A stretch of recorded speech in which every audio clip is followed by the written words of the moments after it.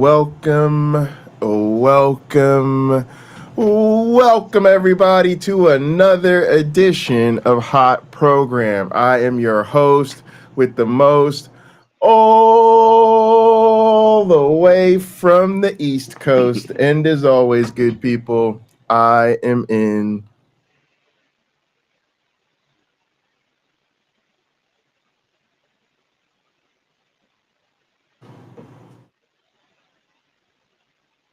airplane mode, and now a man who may have inadvertently taught his baby that passing gas is a form of communication. Which, let's face it, if in the age of the internet, it just might be. It might be, yeah. A man who needs no introduction.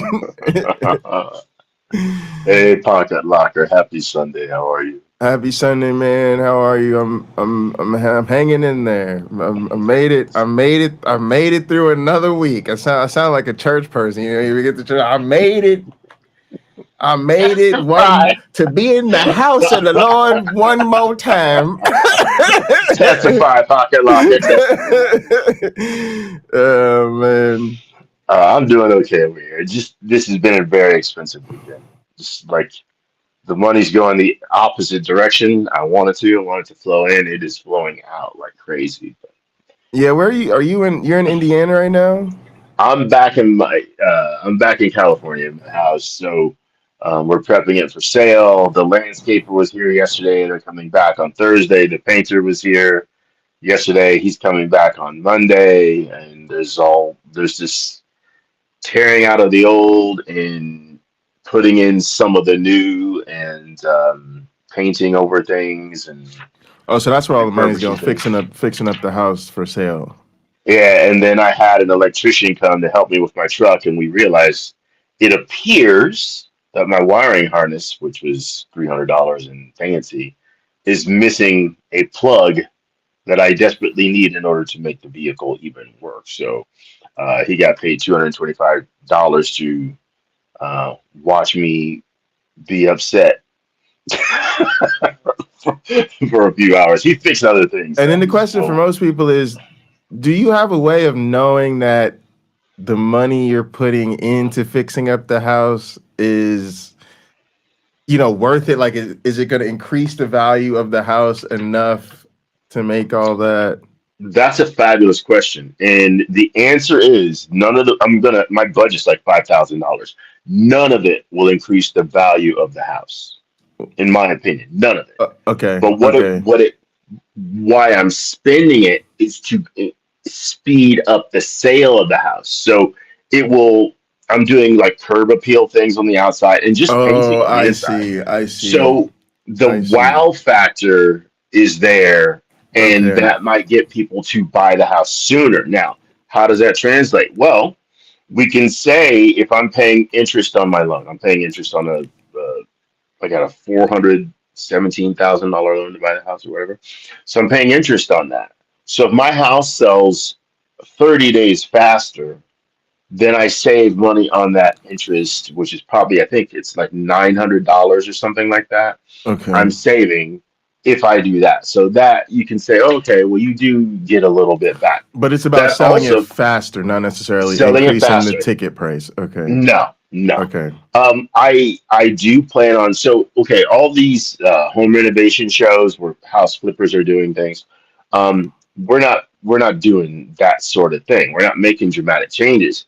As my brother said to me, a poor person isn't going to buy your house. A wealthy person is. And they may not necessarily like your taste as to how I've redecorated things for the sale. He goes, so don't do any of it. Don't spend any of that money. Just put it up for sale. And so what I decided to do, I'm going to take that advice and I'm going to raise my price a little higher than I think it should be.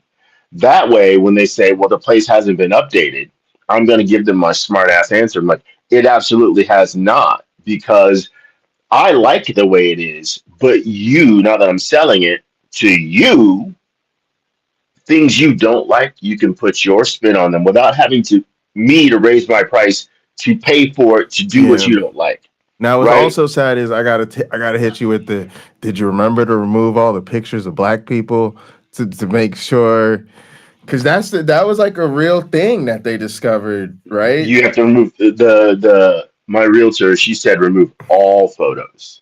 Now, I have see, all photos. that's the way to do it. The way to do it is Hmm. just tell everybody remove. Don't want to come there and see your family in the house and with your family memories and your descendants. They Yeah, want to imagine their own. So just everybody, regardless of who you, everybody, just yeah. I like that approach. But yeah, yeah. just amongst us black folks, you gotta do what you gotta do Well, what you gotta do. I was a semi-pro photographer for a while. I have lots of really beautiful pictures, and I had a few of them hanging up, like stuff you'd put in a gallery. Yeah. Um, and those are coming They down got to too. go too. Yeah. And they're Yeah. poster size. They're not little. They're poster Right. size coming Yeah. out. Coming out. And All right. Well, Andre said, don't forget to paint over the pentagrams on the floor. You know. that has carpet on top of it. Yeah. Yeah. Also, when the Gosh. when the when the when the when the li- when the girlfriend that became the fiance, that's now the wife, came to the land of my one black friend. The carpet's been in there for a while. That's all I'm saying. The carpet, when the Christian moved in, the carpet had the carpet had to go down a while ago. Before we Yeah. decided to sell the house, we had to cover up the pentagrams. So okay, that reminds me of a conversation this morning. Uh, my wife, daughter, and myself, we FaceTimed my mom, and my mom loves to sing to my baby, and she loves it. She's now almost 8 months old. She loves it, and my mom starts singing like songs about Jesus and stuff like that. And my wife was looking at me like, "Oh, how's he gonna react to this?" And I say to my daughter, "I'm gonna tell you about Jesus in the Bible later." And my mom says, "Oh, did you start believing again?" And I go, "Nope."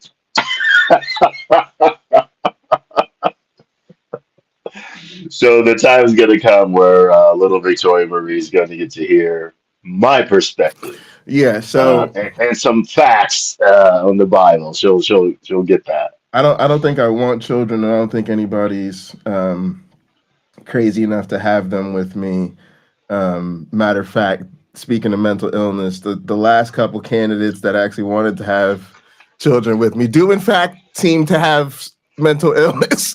Oh, But no, it's just but yeah, I don't think I could. I don't think it would work out with me in a believer. I have my reasons for thinking that, but I used to think that like, oh, I'd be so afraid of them indoctrinating the kids, and I would be. My thing is I would prefer to have children if I did, and hold that. Let them figure that out whenever life throws it at them. I don't know if they want them hmm, getting in a home, but yeah, I eventually landed on your approach, which was, oh, if you talk to my kids about Jesus, that's cool.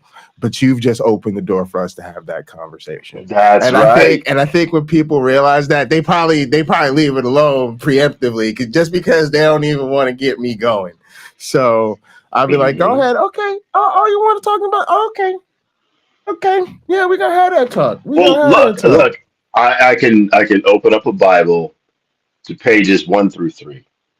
Right, we're talking the complete Bible, not that little green New Testament that gets passed out. Let's look at pages 1, 2, 3. And all I have to do is just keep asking my child, does it really is do we really have a firmament? No, there's no firmament. Okay, and just are people really created out of the sand on the ground, the dust on the ground? No, people have to, she'll get it. And again, created from the dust in the of the ground sure sounds like an allegory for taking a people that were desert dwelling people Mm, and moving them to like a population center mm, where they're introduced to other forms of culture for that time, modern things, innovation, different styles of dress, other religious beliefs. That's probably what that means. It probably doesn't mean that God took some dust and made a man. It yeah. likely doesn't mean that at all. All right, y'all. Well, let's use this as a good segue to jump into our topic today. Thanks. Good to see Andrew and of course PC in the chat. Welcome, everyone. But thanks to everybody else that's watching, and we'll watch later. So today we're talking about, is religion a mental illness? I'm interested to see. I'm interested to see what the person said. He laughed because he know I think the answer is yes. Yeah, you think for sure it is. You think for sure. I'll state what I'm thinking right now up front, and then we'll see how it goes as it gets into the video. But I think it was funny. Me and Lena looked this up. Well, I don't know. We were like talking to ChatGPT about it or something, and it never could come out and say that there's nothing pathological about religious belief or religious practice. It couldn't, like, if I put in, is playing baseball a sign of mental illness? It's going to say no. It's going to be like, no, because there's, nothing indicative of playing baseball or whatever. It's going to be able to say no. It could not say no. It could say, well, it's not recognized. Well, it's a collective delusion, and we tend to think of mental illness as an individual phenomena. We have to think about what the social and political consequences would be of labeling a mental illness, right? It could do everything but tell me that it wasn't pathological. So I think the fact that we have to ask this question, or that we're even having this conversation, kind of tells you there's definitely something there, because again, we're not having the conversation of, is baking cupcakes a mental illness? Is playing the flute a mental illness? Why, if we have to ask, is religion a mental illness?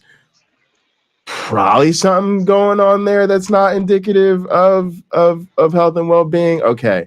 The other thing is, The other thing is, yes, I do think sometimes we tend to focus on the beliefs themselves, and we stop asking questions about who are the believers. And just to be transparent, in the middle of my own personal journey, dealing with what I'm pretty convinced, the psychiatrist helped convince me, was potentially narcissistic people in my life. And now dealing with that, getting a sort of a crash course in narcissism and how it impacts people, you begin to realize that it's not certain things about the personality itself become indicative of the fact that there's something wrong. And I think with religion, we tend to focus on what people believe. Is that true or not? Can we say somebody is mentally ill based on what they claim to believe? And I want people to be clear, that's not what I'm saying. Like, I think that the bigger issue is certain types of people believe these things, and when we think about what it says about those people, that's kind of where we're looking. The other thing is, I think it's very clear that religion has sort of been a cudgel for mental health. Like, instead of, like, people do spirituality, quote unquote, when they need to be doing mental health. And so in that sense, I think churches tend to, I hate to say, but breed a culture where there's a lot of issues, but people are not really seeking help and treatment because they're spiritualizing it.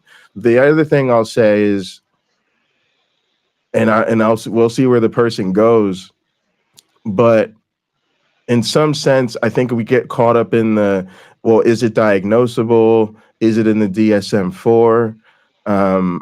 I think mental health is a much broader conversation than that. I think just because something isn't diagnosable, or more specifically, just because we don't diagnose something, whether it's diagnosable or not, does not necessarily mean that you're in, a healthy space, or that this is healthy behavior. So yeah, we'll see what they say. Did you have anything you want to throw in for preamble? Oh yes. They now have a DSM-5, so that's Diagnostic and Statistical Manual. Right, So right. it's for like mental health professionals. DSM-5 definition of mental disorder. A mental disorder is a syndrome characterized by clinically significant disturbance in an individual's cognition, emotion regulation, or behavior that reflects a dysfunction in the psychological, biological, or development process underlying mental functioning. Mm, mm. That's a very good definition, and I think we see all of that. Hit me with that last part again. Sure. Let's see. It reflects a dysfunction in the psychological, biological, or development process underlying mental functioning. Yeah, that's a lot of what I actually feel like is happening. Think about I think a lot of that's how I feel about religion is a lot of times it is repressed behavior, right? Taking things that are naturally just who you grow and mature to be as a biological being. First off, religion even denies your biological being. It doesn't even allow you to be honest about the fact that you are an animal, that you are a primate, that you are a glorified monkey, literally. And then the things we see when we see monkeys in the jungle doing monkey business, that's what we say it is. Oh, it's nature. It's just there's just natural. They're monkeys. Yeah, they're gonna have a little sex play. They're gonna throw stuff at each other, right? But when religion, all of a sudden, it takes your urges, it takes your natural desires, it takes your maturation. It pathologizes all of that. It demonizes all that. Yeah, you don't develop properly. So I absolutely see it disrupting your biological function. I absolutely see it disrupting your development and you become a grown ass person that is obsessed with the fantasy. That's another big thing for me. When you start looking at narcissism and some of these, and the other thing is, I think people say mood disorders, and now, and sorry, listen to me telling on myself. People say mental illness, mental health, and I think a lot of times we go straight to Laka, am I still there? yeah. You're still here, but can you hear us? Oh, I'll take that as a no. He probably popped back out, and I'm gonna give him a minute to pop back in. Yeah, there we go.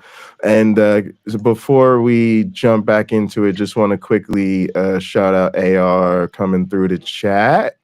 Always good to have the boy AR in here, and Sumami is here. Appreciate you. I don't anticipate that this is a space where you will see Sumami or Pragmatic Crystal being hidden in the chat. If you know, you know. If you know, you know. I'm gonna just leave it at that. So no holding back today, folks. I just want to bring up a few things. Obviously, sure. Part of our audience, though they may not watch the chat or be here for the live. There's some Christians in our audience. For them, I would say there's a few things to note in the Bible. I think, it's King Hezekiah. He went crazy for a little while, or was mentally ill for a little while. And you have people who, like Jesus heals someone with apparently epilepsy. And one of the Bibles I had actually says Jesus heals the epileptic, which is a straight up denial that a demon possessed the boy. And some people will believe that a demon, which the book of Enoch describes as the disembodied spirit of a human and a half human and half Nephilim person. So, I'm sorry, half human, half demonic. Not demonic. Is it Nephilim? Yeah, disembodied Nephilim spirit. So, um, it gets sadly it can get kind of ridiculous how the Bible addresses mental illness. But that was the time. Again, I defend those ancient people at times for some of their thoughts, their behaviors, or perspectives, as saying they were doing the best they can. I think to some degree they hadn't developed any sort of, or maybe in the Hebrew culture, an extensive program for dealing with people who had mental illness but instead they often probably saw them as someone who was possessed by demons. We see this in, I believe it's the Gospel of John, where Jesus, someone said, like, we think you have a demon. You know, that's where they ask him, is he a Sumerian as well? And they think he has a demon. So some would say, well, he has control of a demon, or he has a demon, like a demon possesses him. Jesus asks I think it's the Gadarene or Gerasene demoniac, about him, and there's legion, right? There's thousands of demons inside of this one person. You know, I mean, come on. Yeah. Come on, no way. It's just not the case. It's a story. Yeah. So, you know, Maya's got the discussion going in the chat because Maya said, no, it's not a mental illness. You can't take a pill to get yourself out of religion. You can't read enough facts to get out of a mental illness. So I see where you're going with that, Maya, but I'm kind of taking a different approach here. So, like, one, people are going to disagree with what I have to say, and I'm not here to convince everybody I'm right. So, you know, it's all good. But also, like,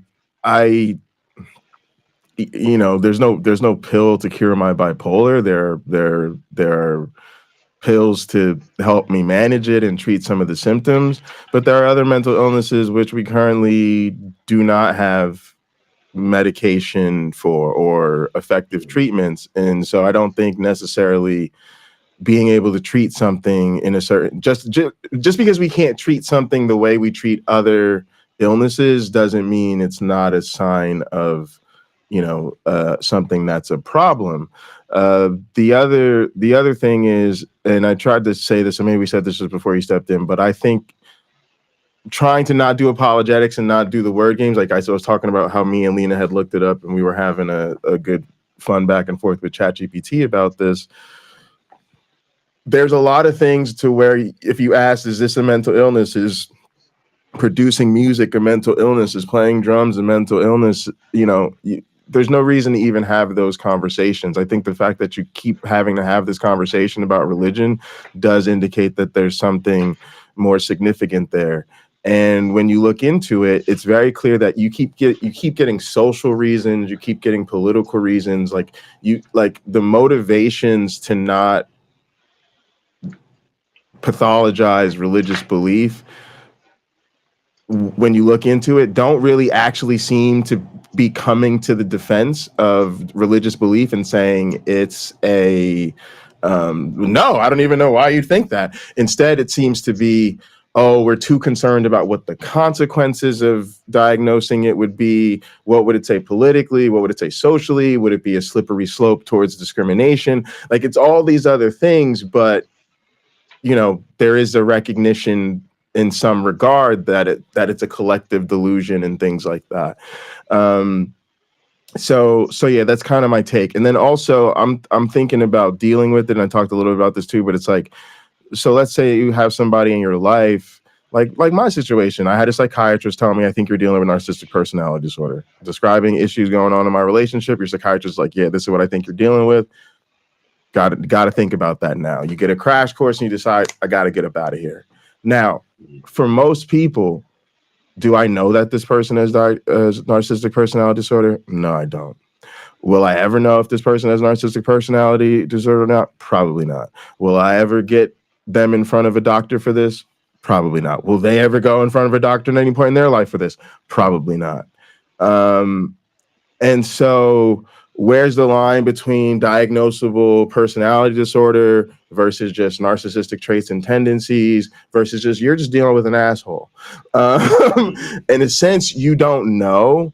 But I think the bar can't be, hey, we can't have the conversation about saying you're disordered until you are past the diagnosable point. Because again, there's a lot of reasons a person may never get diagnosed. There's a lot of reasons you may never know that information. There may be social, political, and other factors as to why something is or isn't even acknowledged as being a mental pathology. But for people, eventually you have to deal with the real. You have to deal with reality on reality's terms. So if somebody is obsessed with a fairy tale, that's an issue. If somebody is, believing their religion is the one true one and it manifests as a lack of empathy towards people in different faiths or people who lack faith, that's a problem. If you end up in a power differential and you're dynamic with these people because you can't ever tell them they're wrong, even though their beliefs are harming you or people in your life and stuff like that, again, there's an issue. So that's kind of where I'm hoping to take some of this, is the fact that, like, at the end of the day, it doesn't even matter if they're diagnosable or not. At the end of the day, it doesn't even matter if it gets recognized as a condition, because if the behavior is such that it's like dealing with somebody that has mental illness because they behave in all the same ways, then for us, that's the problem. But anyway, let's jump into the clip, because we've done a lot of preamble, and I'm glad people are here, but let's I'm sure they'll want to see the actual content. All right, so let's jump into this. Hey everyone. Maybe I'll be convinced the other way. Who knows? There's a strange idea that has quietly existed in the background of modern thought. Something that many people have felt but never said out loud. The idea that religion might not just be outdated or misguided, but something much deeper. Something closer to a collective psychological malfunction. A socially accepted just quick, Jared said you can also have a mental illness that makes it harder for you to escape religion. I think this is absolutely happening. Yeah, that's definitely in a lot of cases. I think you can also have mental illness that draws you to religion and makes religion more attractive to you. And yeah, I think for a lot of people, just even the idea of spiritualizing mental health is a problem. So you have a lot of people in the church who need mental health treatment and won't seek it because instead they'll spiritualize it. They'll think they have a sin problem or a soul problem or, not being faithful enough. You may. Sorry. I gotta say this. This is something Robert M. Price brought up a long time ago. A person could have a mental illness that draws other people to them, and that person could end up being a cult leader through their mental illness. So that got all the people who sincerely think they're Jesus Christ and go on and to develop a cult and all that stuff around it. That's happening now. That's happening now. Yeah. So. And I think Robert M. Price himself is one of those people. Because that's the firestorm that started. For those that don't know, is Derek had us on last year, myself and Chrissy, I think Chrissy Hansen, and basically Derek decided not to make any more content with Bob Price because he's a bigot. But now Derek has decided, and Neil have decided to bring Bob back because they feel bad for him. He's still a bigot, but they feel bad for him, and most of us are not with it. But if you want to know more about that, tune in tomorrow, because I think Maya and I will be streaming to talk about that nonsense. All right, so yeah, but to your point, I think that's another thing inherent in religion. Like, yes, I'm sorry, I do think these beliefs, if you take them seriously and you practice according to the traditions and dictates of the faith, you will act like a mentally ill person. Like, I'm sorry. Like, it's even just the basics of the delusion, your sense of grandeur, your sense of being better than everybody else, your sense that there's a magical being in the sky watching your every move, controlling the universe, reading everybody's mind. Like I'm sorry. Like, I'm sorry. Y'all can say what y'all want. We could have this conversation. I'm here to listen. I'm here to learn. I promise. But there's just certain things I'm already very convinced of, mostly by way of actually having lived with these people, and like that's it's a huge part of it, is that the figures, the religious figures, are absolutely disordered personalities. They're absolute narcissists. They absolutely, and they show all the qualities. And yes, that part of what sucks about people like that is they use other people. And so people don't understand that, like, yes, pastors are absolutely the type of people that will lie to you and will absolutely keep this church grift going and absolutely feel no remorse about taking money from poor people who can't afford to be giving up 10% of their income. You have to accept the reality that there are people that actually think that's okay, that there are people that they're not wired like me and you. We would lose sleep at night. We would be crying. We'd be ashamed. You know, we'd be sitting around worried about getting canceled on YouTube, whatever it is, right? But I'm just saying, at least it shows something. There are people who literally they are laughing all the way to the bank. And so are there then like some other people in there, like some more quote unquote the sheep, the more innocent ones? To be honest, I think they're disordered in a different way, and that the way they're disordered makes them vulnerable to the narcissist leaders. And yes, part of it is their own narcissism, right? Like, but yeah, I think that's what's happening. Even myself, like when you look back and you start to realize there's a certain pattern of behavior that has manifested itself in your partners, and you're, you know, like me, you're damn near 40 years old, like there's some real history there. Yeah, absolutely. You can't just say all of them people were batshit crazy. You have to acknowledge there's something about you that's made you vulnerable to certain types of people, which means there's something about your personality that makes you, I hate to say this, a great mark, a great target for people with these other type of personalities. And if you want to really build a future for yourself where you're not going to continue to be victimized by a certain type of person, you got to get real about what makes you vulnerable to being their victim in the first place. And so, yeah, I think you absolutely have people with disordered personalities that have not developed properly, that have their own lack of empathy, have their own obsession with delusions of grandeur. Because I think that's what religion is. Like, come on, if you're a grown ass person and you think somehow there's something so special about you that you don't deserve to die, I don't. If that's not a delusion of grandeur, the word is meaningless to me. They want to live forever. It's not that they don't want to die. There's a difference. They want to live forever with God in heaven. But you can't. You can't sell that to a well-developed grown person. At least not without evidence. You gonna have to show me some people show me some people that haven't died, or show me at least some communication from these people. I mean, yeah, it's just really crazy. All right, come on, we're already getting sidetracked. Hey, Michael, good to see you. Good to see you. Answer the title, yes. Like a virus. Michael said yes. It's not just about whether gods exist or not. That's already been debated endlessly.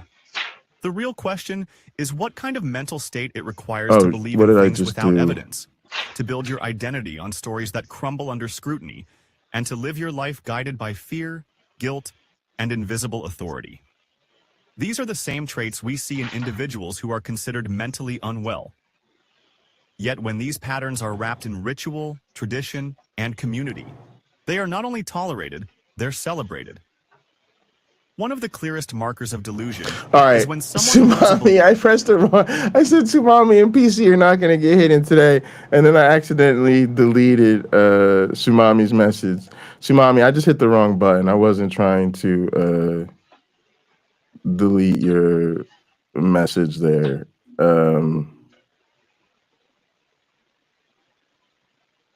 I brought it back. All right, I brought it back. I think there's a large amount of clergy and apologists that aren't even actual believers.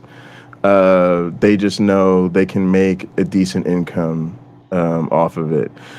Yeah, I think there's a lot of people with like sunk cost fallacies and things like that. Yeah, I think so. I think a lot of the apologists that I see online, and even some believers, yeah, I don't, there's no way they could be sincerely participating in the conversations that they've been participating in and not realize by now that it's all bullshit. So there's something deeply disturbing going on there. And gang, to be honest with you, that's why I'm at least for me, I feel like I'm shifting the messaging of my presence on YouTube. I think sitting around debunking religious beliefs is child's play, to be honest with you. Any of these beliefs can be debunked so easily that it's to me, it's no longer even worth the effort. It's fun to do once in a while for entertainment, or just to say, hey, we're a community of atheists. Let's rub shoulder to shoulder and hold hands or whatever, have some fun together. But in reality, I think now to move the needle forward, it's the resistance time. And to really motivate that resistance, I'm trying to show people you're dealing with broken people. You're dealing with broken people. And I'm telling you, y'all, when you start to realize what I'm on, it changes everything. It changes everything. Let me tell y'all something, a little something about me. I don't break up with girlfriends. Period. I cannot. Maybe that's a whole problem in and of itself. We can have that conversation. I'm not saying a girlfriend has never deserved to be shown the door, but I'm a ride or die type of partner. When I commit to something, I'm like, I'm in this. All right, we in this. Come on, let's go. Now, tell you else something about me, like on some real stuff, I'm not really confrontational like that. And I felt very strongly about this person, right? But what happens is when you learn about these things, you realize you can't fix it. It's like if my one black friend came to me and said, hey, Jason, there was a big terrorist attack downtown and the skyscrapers collapsed, and man, it would just save the city's economy if you could just rebuild the business tower in the center of the business district. I'll be like, I really appreciate the vote of confidence, but that is nowhere in my skill set, right? And so you realize you leave because you have to. You leave because it's not going to get better and you can't fix it. And when you recognize that, you're either going to sign up for a lifetime of misery or accept that you can't fix this and walk away. And I literally feel like that applies so much to our conversations with these people. Think about it, y'all. Some of us have been having conversations with some of these people for years. There's no such thing as a normal conversation or exchange of ideas that lasts for years. And one side, no matter what you throw at them, will never change their mind, never move, never be influenced. At some point, you have to recognize you're wasting your time because there's something wrong with that person. And when you start to realize, oh, they lack major developmental shit, like they lack the necessary empathy, they lack the required humility, they lack the ability to admit when they're wrong, they lack the ability to take accountability for how their behavior affects other people, they lack the ability to let go of a fantasy and delusional view of reality. You have to understand that obsession with a fantasy is part of it. So when you talk to a grown person that can't let go of their fantasy, like how many times are you going to sit down with a niece or nephew who's 35 and explain to them that the reason, they didn't do well in school was, they had learning issues, behavioral issues, didn't take good notes, whatever it was, and it's not their imaginary friend. You are not going to spend 5 years trying to convince somebody their imaginary friend is not the reason they failed in school. Why? Because eventually you're going to realize, okay, this person, for some reason, they just need this imaginary friend. I don't know what it is. I can't figure it out, but there's no amount of evidence. I done brought in psychologists. I done brought in experts. We done. But y'all, this is what we're doing. That's what we do. We've had the same conversation about the same imaginary friend for years, and most of us are just like, well, if I talk to this person and I use this tactics and I hit them with the logical philosophical jujitsu, then I introduce them to the evidence of evolution, then I tell them all the world histories of religion. Yo, they're gonna look at you and be like, oh, that's good and well, gotta go, time to go to church. Why? Because there's something wrong with them. And at some point, you have to realize that that thing that's wrong with them is not going to change. Maybe even cannot change. But yeah, y'all, that's why my whole tone has switched. That's why my whole message has switched up because it's no longer about debunking their beliefs. It's about helping people in the community understand there's something different, aka something pathological about these people. And when you realize that about people, you put them to the side because it's on them to deal with their issues, and then you do what you got to do because you're no longer waiting on them. All right, let's roll. Believe so strongly that it shapes their entire reality, even if that belief has no basis in evidence. When a person claims to hear voices, talk to unseen entities, or believe the world will end because of supernatural prophecy, we normally classify that as a psychological condition. But when the same claims are made in a religious setting, they're treated as sacred. Why does the context make it acceptable? There are documented cases of people who have been diagnosed with schizophrenia or psychotic disorders because they believe they're chosen by a divine power. But if they reframe that same belief through the lens of religion, suddenly it's not seen as a symptom. It's seen as spirituality. Now, this is something I actually struggled with in my mental health journey, okay? So let me tell y'all something. Like, I think I'm lucky. I think being an evolutionary biologist really helps in deconstructing because it's your job to understand the science. It's your job to, understand. And so it also puts you in a professional environment where, belief in these type of myths and stuff like that isn't really rewarded the same way it might be outside of academia. Okay. But also going through my own mental health struggles also helps because, like I say, when you start dealing with institutionalization, when you start dealing with, you got to really go see the psychiatrist, you got to really be in therapy, you have to really take 6 to 8 pills every day. Okay, you have to keep both feet firmly planted in reality. Is no time for play because if something a little off with you, you're not sleeping, you're not acting right, you having weird visions and stuff, like people calling them boys on you in a heartbeat. Please believe y'all, they are picking up that phone. Yeah, my neighbor upstairs. Yeah, I think he's having an episode. Yeah, I go send them. Yeah, come get him. Right, it's gonna happen quickly, y'all. And so you think that sucks. It does suck. Trust me, being institutionalized really does suck. But you realize it allows you to say, okay, I got to keep both feet firmly planted on the ground. I can't be having no delusions. So me and reality gonna have to get right. But absolutely, I have friends.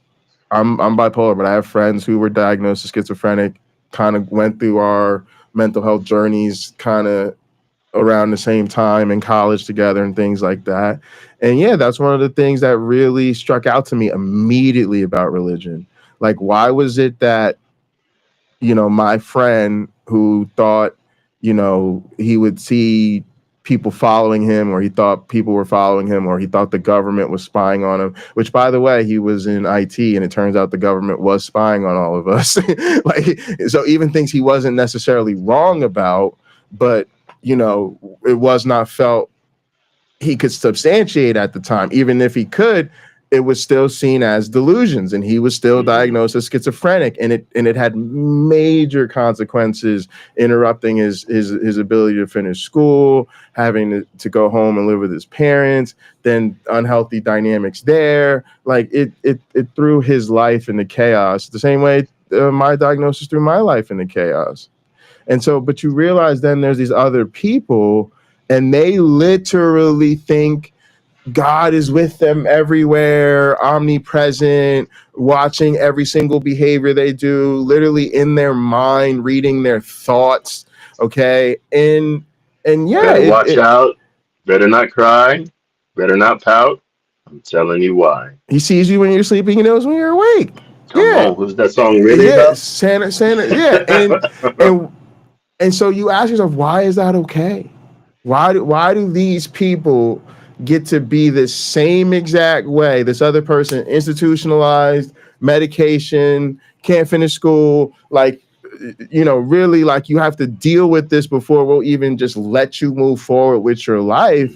But you could be religious and walking up and down the street talking about praise Jesus and hallelujah, and ain't nobody gonna say anything to you. So that's part of my Actually, perspective on this, is that it just feels unfair. Sorry, go ahead. I'll disagree. And I think you and many of our audience members will disagree as well. If there's a person walking down the street and they're speaking in tongues, and they are just walking up to random people, and let's just say a parking lot. They're walking through a Walmart parking lot and they're speaking in tongues, and then they'll stop speaking in tongues and then quote a scripture or two or three perfectly. Let's say they miss no words, they nail it perfectly. And then they speak a little about the meaning of it, and then they go right back into speaking in the tongues. We can agree. Most people think that person is insane.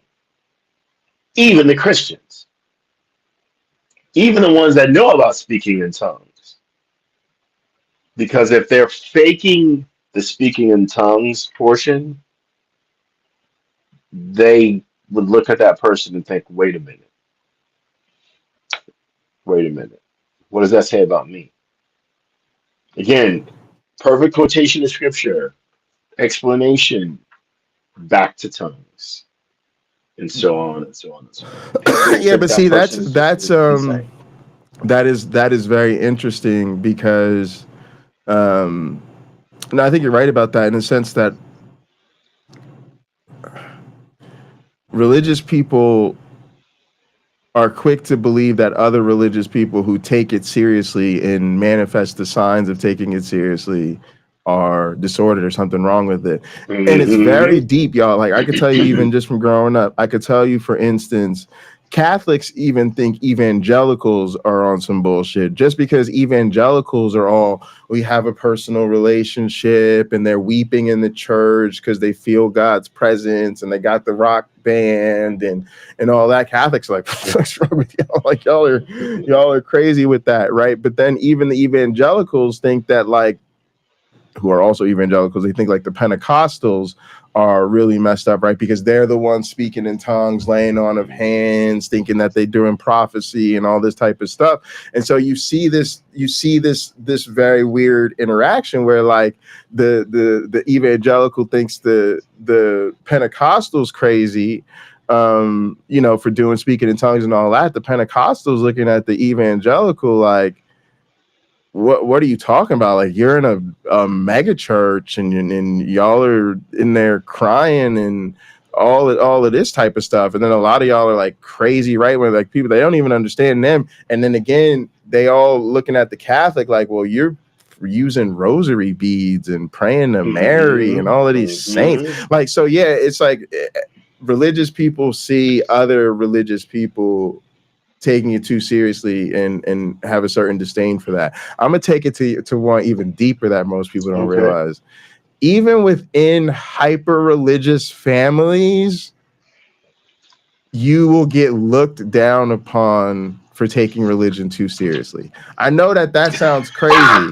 I know that sounds crazy, but I need to hear your explanation of this, please. All right, so it's like even in my family, right? Like, grandparents are hyper religious, mom is hyper religious. When I got to the point as an adult where I was like working at a church, sharing the gospel and all of this type of stuff, I could tell my family didn't like it. One, I think on a very practical level, it was seen as kind of a disappointment in the sense of, we want you to go out there and be successful, right? And what are you doing? Like working at a church? Like, where's this gonna go? Like this ain't really going nowhere. But yeah, also absolutely, there was a certain, because there's gonna be tension and distinctions and beliefs, and you go to a different type of church and all this type of stuff. But there's a way you could really tell that it was like,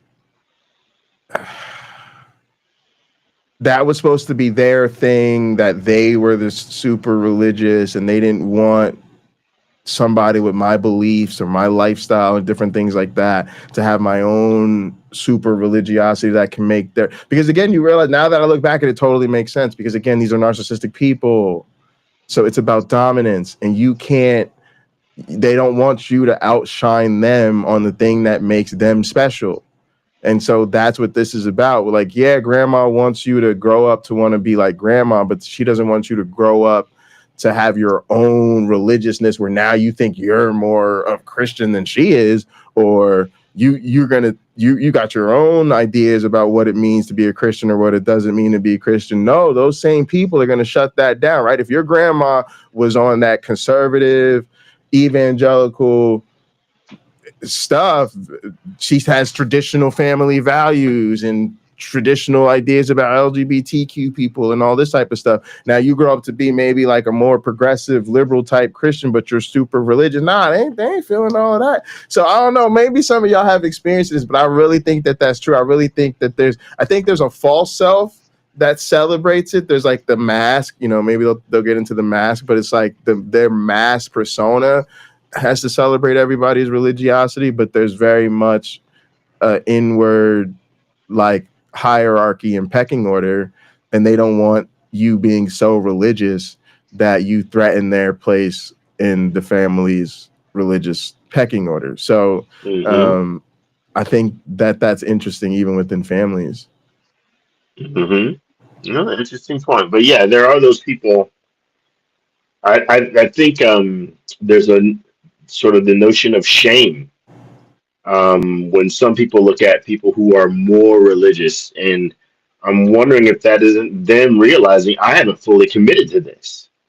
That person is more committed than I am, and that's embarrassing for them, right? Or shames them in some way, great or small. Yes, absolutely. And matter of fact, like that's a huge part of disordered personalities is shame, especially people with disorder in that way. Like, and again, think about the religion. How much of the religious culture is centered around shame? These are the conversations we are not having because we're not talking about religious people and what makes them different. And once you realize how central all this is to the culture, yes, absolutely, it's disordered.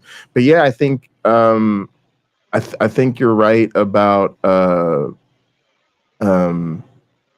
role that shame plays in it. I think it's on two fronts.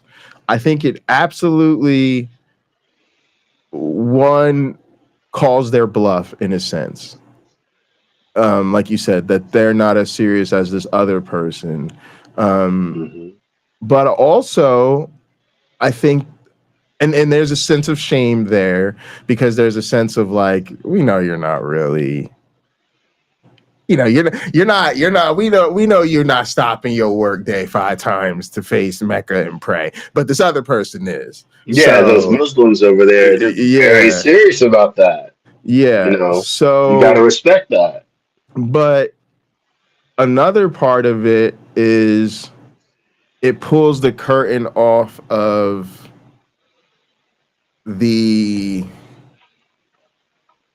benign version of the faith. See, I think faith is malignant, and I think a lot of people know that. And what they try to do is a lot of reputation washing for their faith by pretending in their own mind that they're like a more reasonable person. It's not a religion, it's a relationship. Oh, Jesus loves everybody. The PR believer, right? And the PR believer. That's what we're calling the PR believer. But what happens is when the other person goes crazy, and usually what comes with it is a lot of problematic behavior, right? Like we rarely say a person is too religious and they're too progressive or something, right? It's normally they're too strictly adhering to the dogma and the actual like tenets of the indoctrination. And so that pulls it back for the other person. So like to give a particular example, you have a lot of people who want to say, oh, I'm religious, but I'm pro LGBTQ. Really is no such thing because all of these religions are inherently anti-LGBTQ. And the hyper-religious person proves that, right? Because a hyper-religious person is like, no. It says right here. It says it right here. You can't do that, right? And then on top of that, they're gonna they're gonna act that out. They're gonna and then they're gonna associate that with with religious activity, right? So it's not even just that this person is coming out as a bigot, right? They're saying, no, I'm a bigot and I'm in church more than you do. I read my Bible more than you do. I pray more than you do, right? I'm showing you up in terms of the religiosity. And so it kind of reveals that, hey, if you actually took your faith seriously, if you actually believed what was in the book, if you actually stepped your game up and really committed to this religion, you'd be an asshole too. And so I think that's part of their discomfort as well. Go ahead. I thought of, listening to your response, a person can be a bigot, but in their own way. They're selective about the bigotry. Um, so one person, again, we'll stay within the realm of the Bible, is saying that, okay, homosexuality is wrong, but the same punishment is due your disobedient child. But you didn't kill your disobedient child, did you? Right? That wasn't called Right. for. You didn't stop loving your disobedient child, did you? Because you didn't stone them, so that means that you didn't have the village stone them. So that means you probably loved them. So why persecute the homosexual? Why? Whether you know them or not. Why? You knew somebody who committed adultery. You didn't kill him, right? Per the Bible, you didn't do that. So why would you persecute somebody who's homosexual? The Bible also goes on to say, hey, somebody works on the Sabbath, you have to kill him.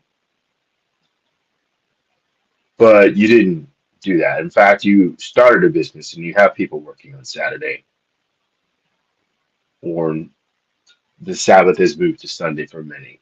Okay, there's people working at your business on a Sunday, but you don't punish them for that. You pay them for that. So why over here persecute these people whose behavior you don't care for? You are not adhering to your own book, which says that all of those people get some sort of severe permanent punishment. Why? Why is it so easy for people? And you're not going to fully sway me, Pocket Locker, but here I am without a defense for the believer who wants to be a bigot. I'm utterly without a defense for them. I have nothing but criticism for that sort of thing because it doesn't make sense to me, other than just simply get them to admit maybe you're a hypocrite. Maybe they are hypocritical, and it's out of freedom, right? They want to be able to make certain choices. It could be out of love. They want to love someone and have them continue in life rather than, punishing their 9-year-old with the rest of the village by stoning them to death. That's not what is best. But why on earth would they ever look at someone else's lifestyle and think their opinion of what that person should be doing means more than how that person is trying to build meaning in their life, how that person is trying to have joy and personal acceptance in their life?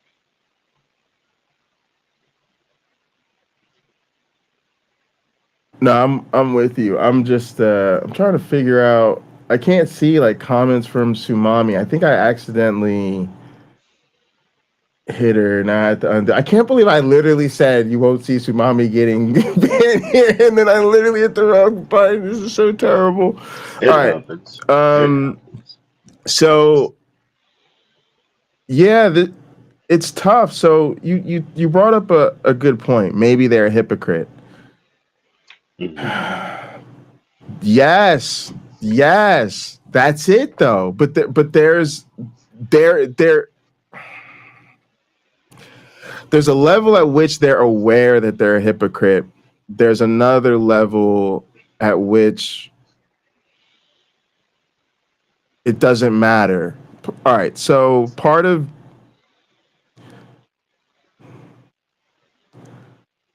dealing with certain personality disorders, let's take narcissism. Part of it is that a person lacks empathy. That's part of the condition. Part of it is a person is obsessed with a grandiose image of themselves and fantasies of unlimited power, success, or beauty. That's part of the condition. So now you're going to ask yourself the question,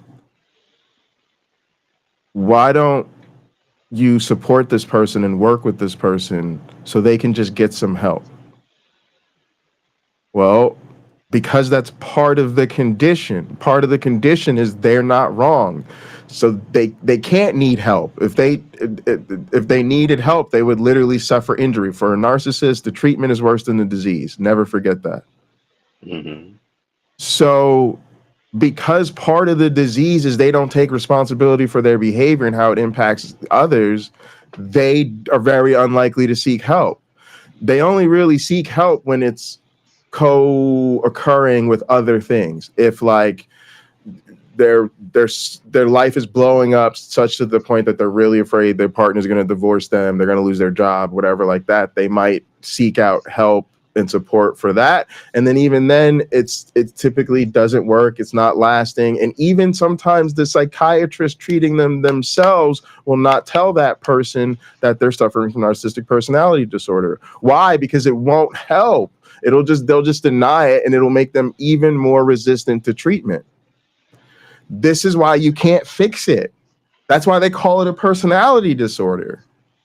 Because literally the person's fundamental character is disordered, usually based on childhood trauma. Why am I saying all of this? Because at some point these people are always going to be hypocritical. That's part of why if they were unwilling to be hypocritical, they wouldn't be believers as grown people. They wouldn't. The fact that they can in their mind say, yeah, my God loves everybody, but these people are sinners and these people worship the wrong God. And actually only if you believe in my savior, my way, can you go to heaven. But I do. So I'm good. I'm never going to die. Oh, I'm going to live in heaven for eternity. Everybody else, whoops, they're kind of that. The rest of us have to realize you lack empathy for those people. You just do. And so at some point you have to realize that is, yes, they're hypocrites, but they're not going to stop being hypocritical anytime soon, because the hypocrisy is part of it. And it's now become a fundamental part of it. It's replaced entire chunks and modules of their personality. And so it at some point it's like it's up to the rest of us to say, okay, I'm just not going to do this anymore. Like I'm just not, because that hypocrisy is always going to be there. Now, one thing that's interesting is I think if you're going to do it, you got to go there. Like when they say that to you, you got to stop the whole show and say, let's talk about that. You know, it's because it seems you're evaluating the claims you believe with a much different standard than you're evaluating the claims of others. What is that? And then ask them straight up, like, what does that say about you? Because and it's kind of interesting. I don't know, maybe I'm talking myself into it right now because I'm just working through this. But I also think it allows you to talk to them then about their favorite topic, which is them, right? These are fundamentally self-centered people who at the end of the day just want to talk about themselves. So then let's do it. Like, let's talk about you. Like, all right, what else you got before we hit this tape? No, just move on. Okay. Great discussion, man. That shift should make us pause, because it means we're not evaluating beliefs based on truth or evidence. We're evaluating them based on social approval. There you go. Religion normalizes magical thinking. It trains the mind to abandon reason in favor of faith. And that's where the parallel to mental illness becomes hard to ignore. In most areas of life, believing without evidence is seen as a flaw. If someone believes their neighbor is a demon and refuses to interact with them, we'd call that a serious psychological problem. But if someone believes non-believers are going to burn forever and still teaches this to children, it's called moral education.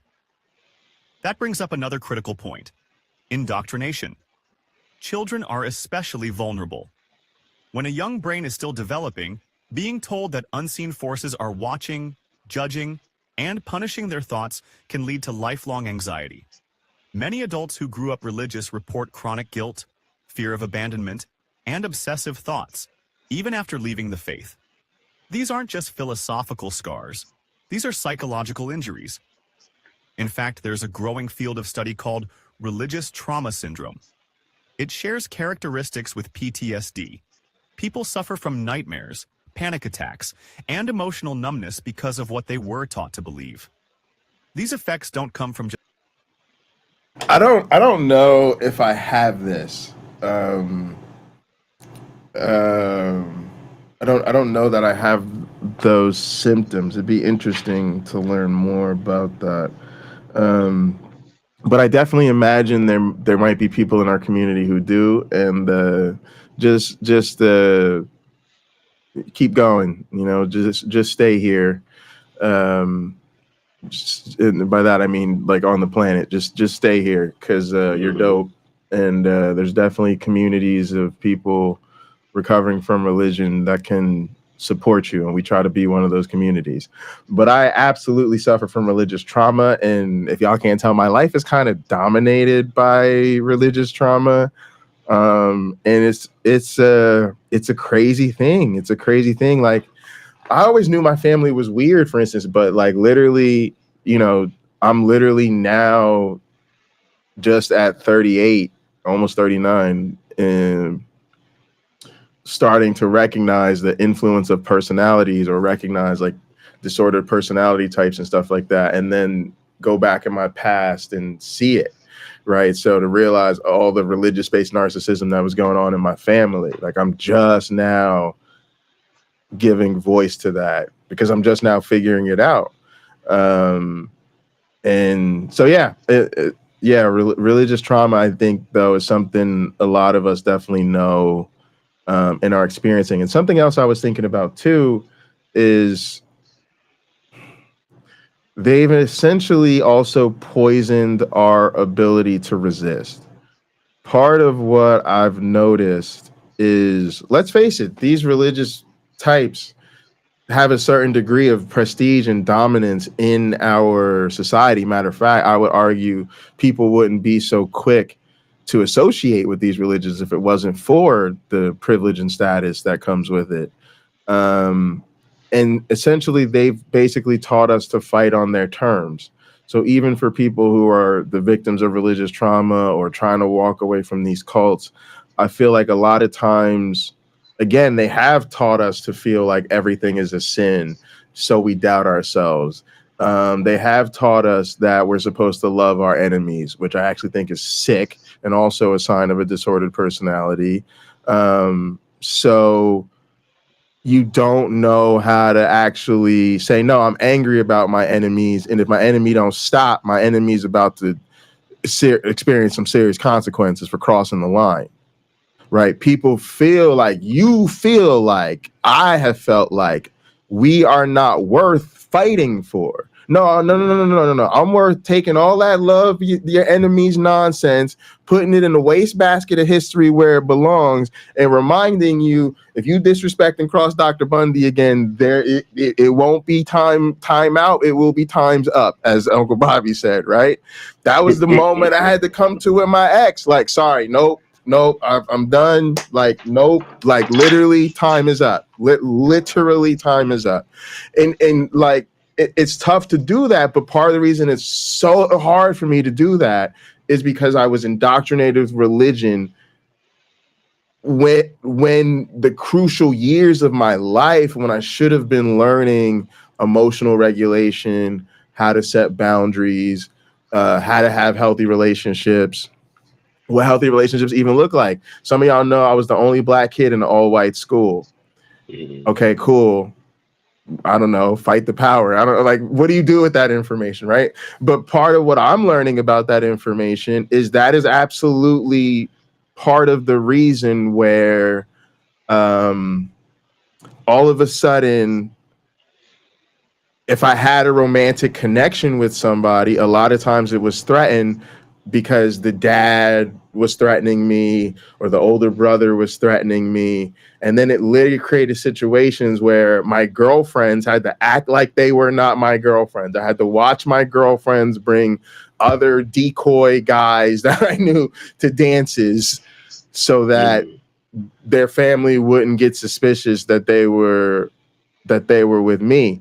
Then at the same time, other females that I should have dated and been in relationships with because I was very close, healthy friendship, healthy relationship dynamic with their family, I would not pursue those girls. Why? Because now that I'm looking back, I understood what it was. And I kind of knew then, and I would tell them, like, dating me is going to turn your life upside down.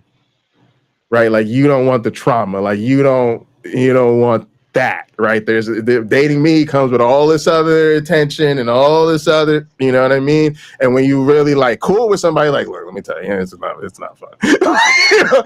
So when you look, so now when I look back at all that, where am I going with this? Y'all? You realize that is programming you that you're not deserving of love. I would tell people, you could talk about hooking up under the bleachers, fooling around, driving out to Lover's Lane, doing whatever you want to do. My fantasy my entire time in high school was to be dating someone and have their family invite me over for dinner. And I can tell you it never happened. And that's what I'm talking about. Any of those girls that I was close enough to their family that they did invite me over to dinner, me and the girl, I'd be like, I'm not even going to date her because I got such a good thing here. I don't want to fuck that up. So, and then none of the women I was actually dating could ever just have me over for dinner. So then you realize as a grown person, this is part of where you learned you were not lovable. This is part of where you learned that no matter what you did, no matter how good of a guy you were, no matter how smart you were, no matter how talented of a musician you were, no matter how many people just liked you, you for some reason were not deserving of love. And now you have to deal with the fact that you're a grown man who has never learned to cope with that and build healthy relationships and boundaries and all of that shit. So my point is that all of that type of stuff that we go through when we're developing matters. Go ahead. I think you could reframe that. And Sure, maybe it's not that no one will love you or that you are not lovable. It's that because your friends did love you. I don't know that middle schoolers and high schoolers go around saying they love each other very much. I don't know that that's a thing, right? I know of probably 2 people that were able to say that sort of thing in high school to someone that they weren't dating, right? It may be that the environment you are in, those schools, aren't necessarily conducive to people being free enough to say that. Oh, that's true. You get in trouble for PDA. well, it's think of those girls that you dated that desperately may have wanted to bring you home to meet their parents because they have your approval. They want their approval. What does that mean? That means that they are loved and accepted by you, and they are loved and accepted by their parents. And now the decision to date you is respected by your parents. And maybe if the parents were to enjoy you and appreciate you, that further is gratifying to that young woman. Like, hey, looks like I made a good decision. Mom likes him, dad likes him, the dog likes him, and I love him. That's victory. If you were in a situation, one after another, where that wasn't going to happen because the woman didn't have that sort of security about her family, that's completely separate from her feelings. She probably wouldn't have been there had you not been who you are and treated them the way that you treated them. Those women wouldn't have been, young women, they wouldn't have been there because they might not have been looking for someone who was abusive. There are those people that sadly do look for someone who's abusive, but that wasn't who you are. So if you don't, I have a swimming pool. If I never get in it, right, it's still there. If it were filled with hot lava, I probably should stay out of there because it's not conducive to cooling off. Right? You got to think of that. Where did Pocket Locker just go? Where did you go? You don't see me? I'm at the bottom. Oh, I can't. My screen's cut off. I can't see. Oh, okay. So that's It's like better. That's it's better for static. you. Oh, Okay. I don't care. I don't care. I'd Okay. rather see how you're reacting than see me Okay. standing there Yeah. talking, Yeah. Okay. trying Okay. to figure out where to No, look. I understand.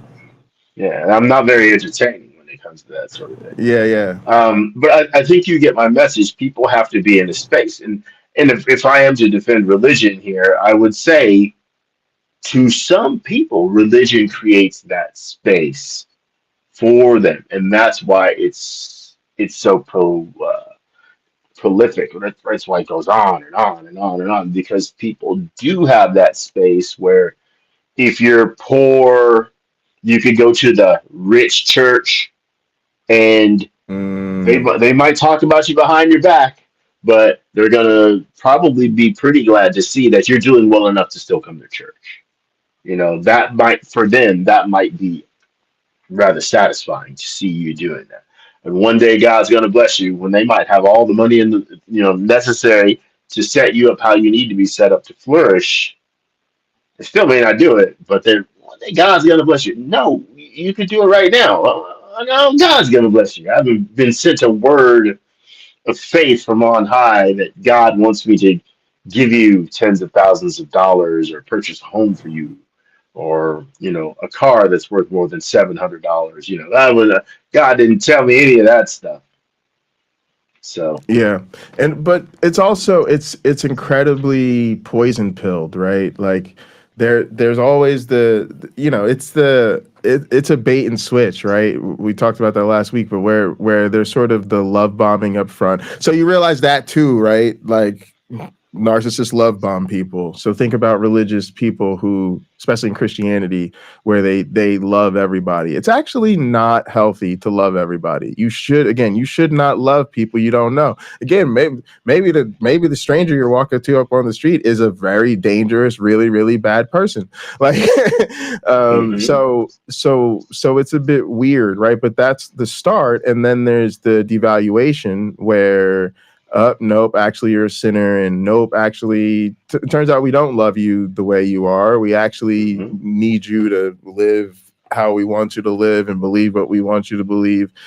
So there's something very nasty about all that. And then of course, if you decide that you don't believe what we believe, or that eventually they will just discard you, which is a thing a lot of us have probably dealt with, where once people realize that they couldn't bring us back to the flock, and the latest that they had heard from Sean McDowell wasn't going to shred our atheism the way he said it would. Sometimes they lose interest. I want to talk about what Rochester Swift is saying, which is talking about some difficulty with the ex in controlling the child. The son, unfortunately, said, but I've seen so much cowardice and mendacity from Christians in the last 45 years. I'm just calling atheists who make excuses for them Vichy atheists. I don't know what is the Vichy mean. I don't know what Okay, that means. no, I can't define Vichy well, but I do know what Rochester means. So they were like the Vichy French, which I think they were sympathizers with the Nazis. I think she's saying I'm a sympathizer. Uh, I'm a sympathizer with Christians. I, Not sure what I Rochester's pronouns are. so I love many, many, many Christians, and I can't look any of them in the eye and say what you believe. Your belief is really a mental illness. I don't see them Oh, exercising their because it's the beliefs in that cowardly way. Christians who allow the nastiest stuff to go down every time. Well, there are, and Mm, thanks for that clarification. I don't know who mm. the clarification is from, just so you know. I can't see that Oh, unless you. that's Rochester. Rochester Okay, still. Yeah, well, yeah, thank you, yeah. Rochester. I appreciate that. There, it's funny, a religion that tells you to be bold, as Christianity does. There is a lot of unwillingness for them to do that to each other, right? Which I would see as a gift. The Bible goes on to say you're supposed to gently rebuke people. Your brothers and sisters in Christ. Give a gentle rebuke. And so often that isn't done, or it's done in a YouTube video, but not to the people at fault. right? This sort of YouTube is broadcasting when you might want to narrowcast. I've recently had to referee between my Christian cousin who started he has multiple businesses. He's doing extremely well. And my aunt asked him to send my aunt who's not doing extremely well physically or financially said, "Hey, send me like a DoorDash meal." And he was offended and he insulted her, which led to her to be insulting to him. And I reached out to him saying, "You're both wrong. You need to apologize to each other, and you should definitely send her 2 meals instead of just one." So he apologized. He didn't send her a meal though. So now I got to go full Jesus and pull a scripture on him and say, "Here's why I say you should send her 2 meals and not just one." Because Jesus says that's how you should react if you're going to be a Christian. That's exactly what you should do. And you didn't do that. So what are you telling me you are if you don't want to do what boss Jesus said? Just say it. I love having this much money and I don't want to give it away to my aunt who doesn't have it. It's easier to me. It's easier to say that. I don't want to pay the painter what I'm paying him. But when I look at how long it'll take me to do what I'm paying him to do, it's like a day's difference. And I assign a value to that day because the people I work for assign a value to my time that I agreed to.